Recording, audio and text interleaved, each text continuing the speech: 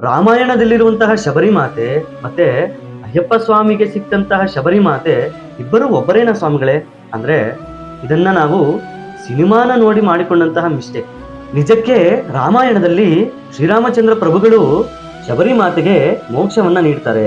ಹಾಗೇನೆ ಶಬರಿಮಾತೆ ಕೂಡ ಶರೀರವನ್ನ ಬಿಡ್ತಾರೆ. ಇದಕ್ಕೆಲ್ಲ ಕೂಡ ಅರಣ್ಯಕಾಂಡದಲ್ಲಿ ಉಲ್ಲೇಖ ಇದೆ ಅಲ್ವಾ?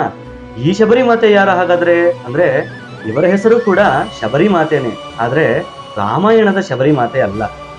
ಶಬರಸ್ಯ ಗೃಹೇ ಜಾತೆ ಶಬರಿ ಭಾಗ್ಯಶಾಲಿನಿ ಚಿರಕಾಲೇನ ಸಖ್ಯಾದ್ರೋ ಜ್ಞಾನಾಯ ತಪಸ್ಥಿತ ಜನ್ಮ ಮೃತ್ಯು ಭಯಾದೇವಿ ಶಾಸ್ತಾರಂ ಶರಣಂ ಯುಯೋ ಅಂತ ಹೇಳ್ತಾರೆ.